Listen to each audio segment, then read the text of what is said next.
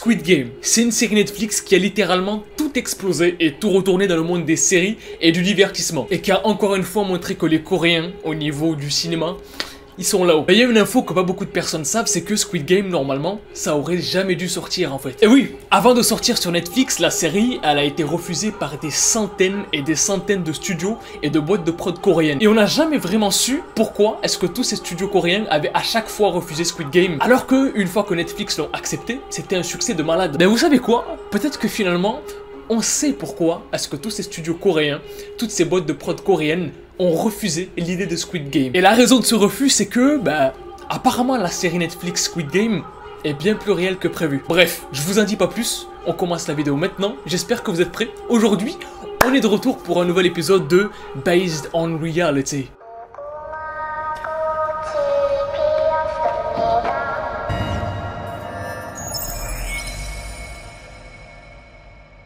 Squid Game, pour les 2-3 personnes qui ne connaissent pas, qui n'ont pas internet, ou pour les vieux qui connaissent pas, bientôt la fin du film. C'est une série où on suit des personnages qui vont devoir survivre au Squid Game, un jeu organisé par un groupe anonyme. Et le truc, c'est que ce fameux jeu du Squid Game, il se trouve que c'est un jeu à mort, où le dernier parmi les 456 participants, et donc qui arrive à survivre à la fin, gagne la somme de 32 milliards d'euros. Et si je vous disais que du coup cette histoire de Squid Game, elle est réelle, c'est vraiment arrivé en Corée du Sud. Et que c'est beaucoup moins stylé que la série et beaucoup plus flippant. Et surtout que si tous les studios et les boîtes de prod coréennes ont refusé de produire Squid Game, c'est pas pour rien.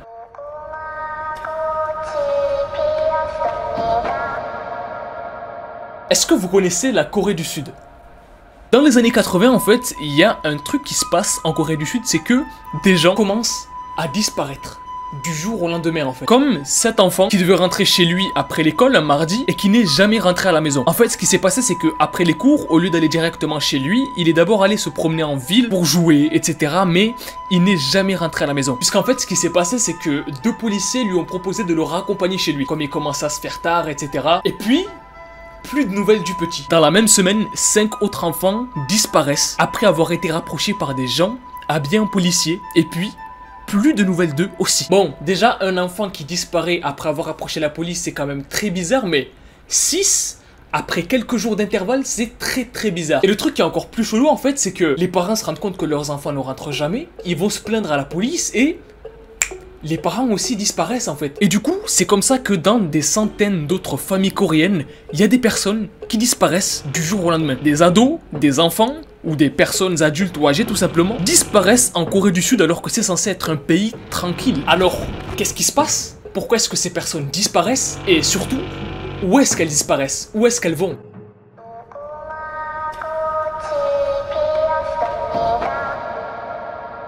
Toutes les personnes qui étaient approchées par des policiers pour leur dire on va vous emmener chez vous, on va vous aider pour votre problème, etc. étaient bien amenées par la police pour récolter des informations dans une espèce de salle d'interrogatoire, tout ça donc adresse, numéro de téléphone, nom de famille, proches qu'on peut contacter, etc. Pour les petits, du coup, c'était pour avoir l'adresse pour les ramener chez eux.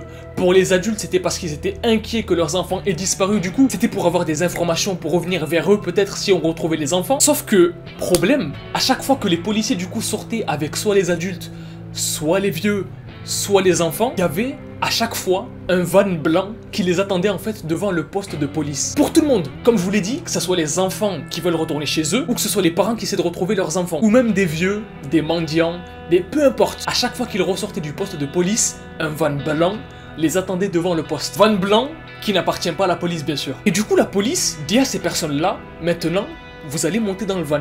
On va vous ramener chez vous, vous inquiétez pas, tatati tatata. Donc normalement les personnes, que ce soit les petits ou que ce soit les adultes, il n'y a pas de réelle raison en fait de se dire la police me ment, tu vois, les personnes sont naïves, elles font confiance en la police, et donc les personnes montent dans le van blanc. Sauf qu'une fois que ces personnes-là, que ce soit les enfants ou les adultes, entrent à l'intérieur du van blanc, à l'intérieur, il y a d'autres personnes en fait.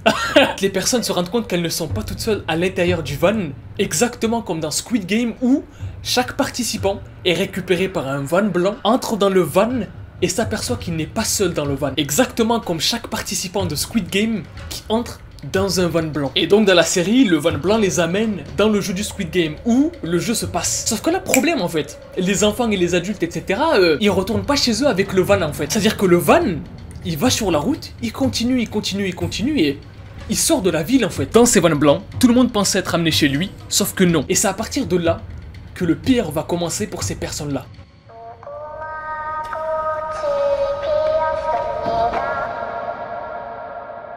Bon, au bout d'un moment, quand même, il y a des personnes qui se rendent compte que le van blanc, il va pas chez eux, tu vois. Il va un petit peu trop loin, commence à y avoir des montagnes. Comme on dit chez moi, c'est le khla. Voilà, c'est-à-dire que c'est du vide, il y a que du vide autour. Ça commence à devenir un petit peu désertique. Il y a des arbres par-ci par-là, mais plus de traces de civilisation en fait. Donc il y a des enfants qui commencent à pleurer parce qu'ils commencent à avoir peur. Des adultes qui commencent à poser des questions aux policiers qui sont montés dans le van et qui les escortent. Et ce qui se passait dans ces vannes en fait, c'est que à la moindre question, au moindre enfant qui pleure, à la moindre chose désagréable qui se passe, il y a des personnes qui se faisaient tabasser. Les vannes blancs arrivent à destination et toutes ces personnes-là, du coup, qui sont kidnappées, qui ont été capturées, arrivent devant une espèce de gros endroit, en fait, de grosse structure. Un endroit inconnu, immense, qui ressemble, selon les témoignages, à une prison géante. Une fois à l'intérieur, les gens en captivité, du coup, voient des grandes salles avec des centaines de lits, exactement comme la salle principale dans Squid Game. Immense, avec des centaines de lits, et qui du coup est aussi littéralement une prison. Donc les nouveaux arrivants arrivent, voient qu'il y a déjà des gens sur place, et la première chose que ces personnes-là voient, c'est que absolument toutes les personnes dans cette espèce de prison bizarre ont des combinaisons en fait, des ensembles, tous les mêmes. Ils étaient tous habillés avec des ensembles bleu-vert avec des bandes blanches, exactement comme dans Squid Game. À leur arrivée, du coup, on dit à ces gens-là qu'ils n'ont plus de nom, qu'ils n'ont plus d'adresse, plus de famille, et que maintenant leur nom, c'est 1,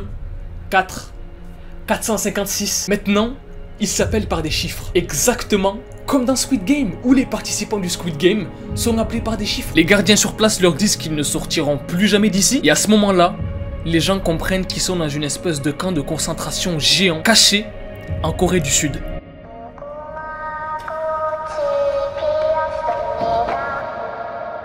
À leur arrivée, on leur explique les règles. À chaque fois qu'un supérieur s'adresse à eux, ils doivent répondre par oui chef, non chef, et tous les matins, ils seront réveillés par une sonnerie. Exactement comme dans Squid Game, où les participants du Squid Game sont réveillés par une musique tous les matins. Dans ce camp, il y a des dizaines de petits de 7-8 ans qui sont totalement perdus, qui se plient aux ordres, tout simplement pour pas se faire péter la gueule et pas se faire massacrer en fait. Et les nouveaux arrivants, en voyant tout ça, en voyant le camp, les gens, les uniformes, des gens se faire massacrer devant eux, en fait leur cerveau, il grille et ils croient que c'est une blague. Ils croient que c'est une espèce de blague de... Mais non, ils comprennent très vite que c'est pas une blague. Le lendemain, quand tout le monde se réveille, quand la sonnerie sonne et que tout le monde doit se retrouver dans une espèce d'extérieur commun en fait, pour faire un regroupement du matin avec une hymne, etc., etc. Et même cet endroit-là ressemble énormément au jeu 1, 2, 3 Soleil dans Squid Game, avec de la terre battue, une espèce de carré. C'est vraiment super flippant. Bien sûr, c'est impossible de sortir de ce camp-là, puisque les murs font plusieurs dizaines de mètres. Des gardes sont en dehors des murs du camp, dans les montagnes autour du camp. Dans le camp, il y a tout qui est organisé de sorte à ce que le camp soit autonome. Du coup, il y a des usines, il y a des magasins, il y a des fonctionnaires, des personnes qui travaillent pour le camp, pour que le camp s'organise lui-même. C'est un truc de fou. Et les nouveaux, bah, ils ont intérêt à vite servir à quelque chose en fait, parce que sinon, soit ils vont se faire massacrer, soit ils vont se faire tuer, puisqu'ils servent à rien du tout. Il n'y a pas d'uniforme ou de vêtements de rechange, il n'y a pas de shampoing, il n'y a pas de savon, il n'y a pas de brosse à dents. Bah si, il y a une brosse à dents pour 100 personnes. Tout le monde se brosse avec la même. Vraiment, en fait, cet endroit, c'est l'enfer, quoi. Et tout le monde doit servir à quelque chose, même les petits-enfants, en fait. C'est pour ça qu'il va y avoir des enfants de 8-9 ans qui vont être cordonniers. Un truc de fou. Moi, à 9 ans, je me mettais du gel alors que j'avais les cheveux crépus. Et tes gars là, ça ne sert à rien, ça donne de la merde, on dirait que j'ai des pellicules. À 8-9 ans, dans ce camp super flippant de l'enfer, en fait, ces mecs-là, ces enfants-là, étaient cordonniers. Ils étaient menuisiers, parce qu'en fait, s'ils ne le faisaient pas, ils se faisaient tuer. Exactement comme dans Squid Game où, si tu ne fais pas ce qu'on te demande, tu te fais tuer. Bref, du travail à la chaîne, du travail forcé, et si à la fin de la journée l'objectif n'était pas rempli, par exemple pour les cordonniers, c'est tout le groupe de cordonniers qui se faisait fouetter, frapper, exploser. Et bien sûr, sans être payé. Il y avait aussi pas beaucoup de nourriture. Et ça c'est normal puisque dans ce genre de camp en fait, les personnes font exprès de ne pas donner beaucoup de nourriture aux personnes dans le camp pour pas qu'elles n'aient de force, pour pas qu'elles puissent se révolter. Ça fait que du coup, elles ont moins d'énergie pour remplir les objectifs à remplir et du coup dans tous les cas, elles se font massacrer. Donc ce qui se passait c'est que les gens, comme ils avaient faim, bah ils mangeaient tout ce qu'ils trouvaient. Donc ils pouvaient manger de l'herbe, ils pouvaient manger un oiseau qui était mort par là, des fois ils mangeaient même des souris. Exactement comme dans Squid Game où tous les participants en fait ont tous des petites portions de nourriture et où du coup tu peux pas demander à avoir plus de nourriture. futur. Pour les femmes, par exemple, quand elles étaient enceintes, bah, quelques jours plus tard, elles étaient plus enceintes. Me demandez pas comment ni pourquoi, parce que les gardes faisaient des trucs de fou, en fait. Que ce soit de l'injection, que ce soit de frapper, que... Peu importe. Quoi qu'il arrive, quand une femme était enceinte, quelques jours plus tard, elle l'était plus. Bon... Après avoir entendu tout ça, quand même, on se demande, on a envie de savoir pourquoi est-ce que ces personnes-là ont atterri dans cet endroit-là, en fait. Pourquoi ces personnes-là ont atterri dans cet enfer, dans ce Squid Game dans la vraie vie. Et surtout, qui sont les personnes qui géraient cet endroit et pourquoi est-ce que personne n'a jamais rien fait? Pourquoi est-ce que personne n'est jamais venu sauver ces personnes-là?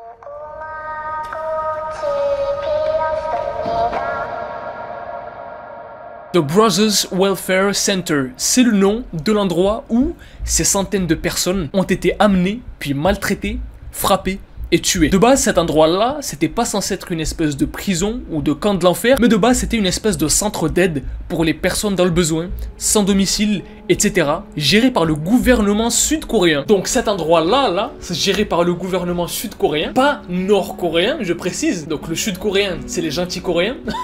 Je remémore au cas où. Devait servir du coup à réinsérer des gens, à aider des gens qui avaient des handicaps, à aider des vieilles personnes qui ne pouvaient plus se débrouiller de manière autonome en fait. Comme cet homme par exemple qui a été amené dans le camp à 14 ans et qui en est toujours traumatisé parce qu'il s'est fait agresser par des gardes devant les autres et qui s'est passé trop de trucs de fou en fait pour le cerveau d'un enfant de 14 ans. Et grâce à lui, on sait aussi que des gens ont essayé de s'enfuir. Et comme je vous l'ai dit, les personnes qui essayaient de trouver des cachettes, de faire quelque chose en fait qui ne respectait pas les règles de l'endroit, étaient tués. Mais du coup, Adam, les gens de base qui étaient là, SDF, handicapés, qui avaient besoin d'aide, où est-ce qu'elles sont ces personnes-là? Parce que du coup, ça fait longtemps qu'il existe l'endroit. Bah oui. Et c'est le truc le plus flippant justement de cet endroit-là. Les personnes handicapées, les SDF, etc., qui étaient les premières personnes à être accueillies dans ce centre-là, ont été transférées dans une autre partie en fait, dans un autre bâtiment à part. Et ces personnes-là étaient droguées par les gardiens. Et du coup, ils étaient enfermés entre eux, entre drogués. Tellement que les gardes et les personnes qui géraient ce centre-là leur avaient ingéré, injecté, fait prendre des trucs de fou. La section, elle était appelée la section zombie. Mais pour de vrai, c'est le vrai nom. La section, elle était appelée la section zombie parce que les mecs, c'était devenu des légumes en fait. Alors que de base, ces personnes-là étaient allées dans cette espèce de centre parce que c'était pubé par le gouvernement à la télé pour les aider de base. Dans ce camp, il y a carrément des personnes qui ont grandi et qui, après avoir passé plusieurs années enfermées, se sont rendus compte que, bah, en fait, il y avait leur père dans le camp, il y avait leur frère, il y avait leur sœur, alors qu'ils l'avaient pas remarqué depuis le début. Pour vous montrer en fait à quel point ces personnes-là étaient traumatisées et se rendaient même pas compte de ce qui se passait autour d'eux en fait. Et là du coup vous allez me dire, oui mais les parents etc, comment ils étaient retrouvés, comment... Vous vous souvenez du tour au poste dont je vous ai parlé au début de la vidéo? Pendant ce fameux tour au poste, il y avait une récolte d'informations comme je vous l'ai dit. Que ce soit les enfants pour rentrer chez eux ou les parents pour retrouver leurs enfants. Et donc, pour pas qu'une histoire s'ébruite, il faut enfermer toutes les personnes susceptibles de connaître l'histoire. Alors, quand les enfants donnaient leur adresse et leurs informations personnelles, les policiers étaient envoyés par le gouvernement pour aller choper le reste de la famille et les envoyer dans le même camp pour que l'histoire ne s'ébruite pas. Et pareil pour les parents, pour que l'enfant ne dise pas « Ouais, mes parents ils ont disparu, je sais pas où ils sont » et que tout le monde s'alarme et que ça alerte tout le monde, ben l'enfant lui aussi était récupéré dans le même camp. Et du coup le plus flippant dans cette histoire c'est que ce fameux poste de police ou ces fameux postes de police en général étaient gérés par le gouvernement sud-coréen. Le camp a été pubé par le gouvernement sud-coréen en mode c'est le nouvel Eldorado, c'est le paradis pour les gens qui ont besoin d'aide. Là-bas ils ont subi du bourrage de crâne sans que le gouvernement ne réagisse en fait. On leur disait que c'était Dieu qui voulait qu'ils soient enfermés dans ce camp, que c'était bien pour eux. Donc là c'est un autre level en fait, c'est que le gouvernement est de mèche avec ce truc là, avec ce Squid Game dans la vraie vie. Et bon, comme toute histoire tordue, un peu bizarre, où il y a toujours du négatif et du mal, ça termine toujours par exploser aux yeux de tout le monde. Et comme par hasard, un jour il y a un mec qui s'appelle Kim et qui est procureur qui décide d'aller chasser dans une forêt en fait. Voilà, le mec il kiffe la chasse donc il va chasser, il se balade dans la forêt etc. Il voit un animal au loin, il le vise avec sa lunette et quand il vise avec sa lunette en fait, à côté de l'animal, sur une montagne, il voit des espèces de taches qui bougent. Donc il se dit, c'est quoi ce truc? Pourquoi est-ce que je vois des taches qui bougent dans mon viseur? C'est pas normal. Il prend ses lunettes, il regarde la colline, donc la montagne loin, où il y avait les fameuses taches qui bougeaient. Il zoome, et là il voit que c'est pas des taches, il voit que c'est des personnes tout habillées, avec la même combinaison, avec des chaînes. Il voit qu'il y a des petits, qu'il y a des plus grands, qu'à côté il y a une espèce de garde avec un chien, et que ces personnes-là qui sont enchaînées sont en train de piocher un truc. Donc là, Kim, qui est procureur, il se dit, c'est quand même curieux cette histoire, parce que dans cette région de la Corée, il y a pas de prison. Alors il rentre chez lui et il décide de faire des recherches. Et du coup c'est là que l'enquête commence sur ce fameux Squid Game dans la vraie vie. Exactement comme dans la série Squid Game où l'un des personnages de la série commence à voir qu'il y a quelque chose de bizarre qui se passe, qu'il y a un membre de sa famille ou un ami à lui qui a disparu et décide de se lancer dans une enquête.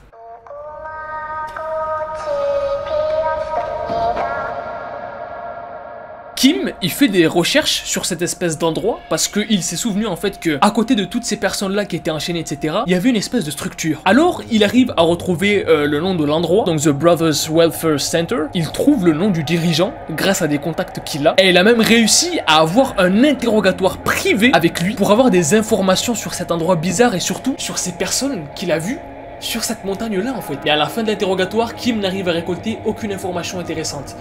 Ou presque. Parce que le dirigeant va se tirer une balle dans le pied, tout seul, en parlant un petit peu trop. À la fin de la discussion, en fait, le dirigeant va lui dire « Vous ne pourrez rien faire contre moi, je suis beaucoup trop puissant, je suis intouchable, cet endroit est géré par les puissants gouvernants sud-coréens et par le président lui-même. » Donc le gouvernement sud-coréen est au courant de tout ça, gère tout ça, le président lui-même. Et le dirigeant continue de parler et explique aussi que il y a une espèce de quota à remplir en gros. Plus il ramène de gens dans son camp, plus il gagne d'argent venant du gouvernement. Et tout ça n'a pas été fait juste par plaisir. En fait, si vous le savez pas, mais dans les années 80, la Corée du Sud, elle doit accueillir les JO. Donc les JO, les Jeux Olympiques, c'est prestigieux quand tu les accueilles. Donc t'as tous les pays qui viennent chez toi et forcément t'as envie que ton pays ait une bonne image et une belle image, qui ait pas de tâches, de désagréments, tu vois. Alors, au vu de ces Jeux Olympiques dans les années 80, le gouvernement sud-coréen va décider de créer un programme pour nettoyer tout ce qui fait tache dans le paysage sud-coréen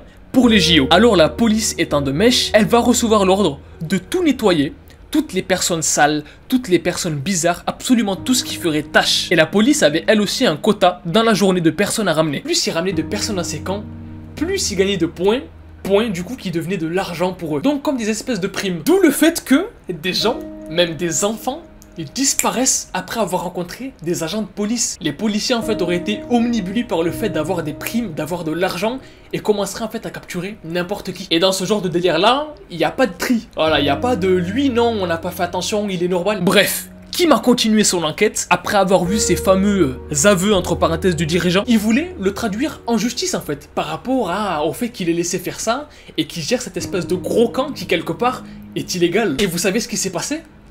Ben, Kim, le procureur du coup, il a reçu des appels. Il a reçu des appels de personnes haut placées qui lui ont dit pas avec lui, pas avec ce genre de personnes, pas avec ces gens-là. Kim l'a quand même fait, il l'a quand même traduit en justice et le dirigeant n'a rien eu. Il a juste eu 2 ans de prison, je crois, ou 3. Il n'est pas vraiment allé en prison, il est allé dans une espèce de prison de luxe. Et ça ressemble quand même pas mal aux personnes qui sont masquées avec des masques dorés, etc. dans Squid Game, qui sont des personnes intouchables, hautes dans le gouvernement, et qui du coup gèrent le Squid Game. Mais bref, à la fois c'est pas très surprenant que le gouvernement soit de mèche, parce qu'à cette époque-là, le président qui gouvernait la Corée du Sud, il était pas très clean, puisqu'il avait mis un gouvernement un petit peu dictatorial. Tu vois, tu pouvais pas faire ce que tu voulais en fait.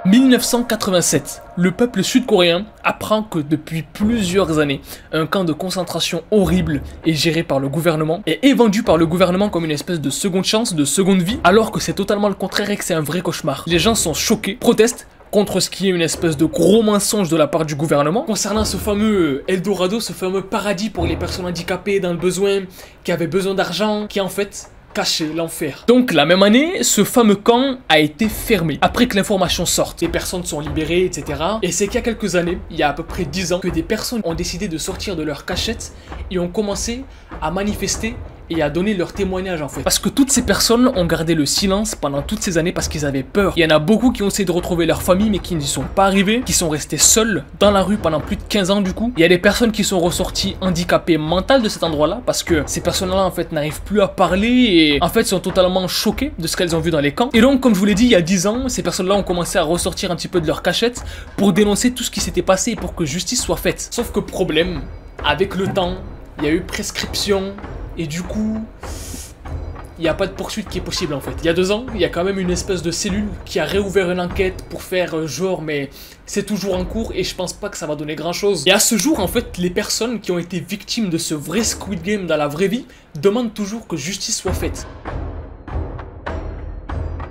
Maintenant, vous savez pourquoi Squid Game n'a jamais été accepté par n'importe quel studio coréen, par n'importe quelle boîte de prod coréenne. Pourquoi il est jamais sorti en Corée avant, alors que l'histoire, le créateur, il l'a écrit il y a très longtemps. Je crois que ça fait plus de 10 ans qu'il a écrit l'histoire et qu'il attend quelqu'un pour faire le film ou la série. Maintenant, vous savez pourquoi l'histoire de Squid Game a été refusée par absolument toutes les boîtes coréennes. Tout simplement parce que l'histoire de Squid Game dénonçait tout ce qui s'est passé pendant plusieurs années dans le Brothers Welfare Camp et qui donne une très mauvaise image du gouvernement sud-coréen et même du pays qui a essayé d'étouffer cette affaire. Et c'est vraiment ouf de voir que tout colle quoi. Le délire des gens capturés, les vannes blancs, les salles avec les lits, la cour extérieure, les gardes, l'enquêteur qui essaie de comprendre ce qui se passe, les riches qui contrôlent eux-mêmes le camp. Bref, c'est vraiment un truc de fou. Et du coup, question qu'on se pose tous, après avoir toutes ces informations, etc.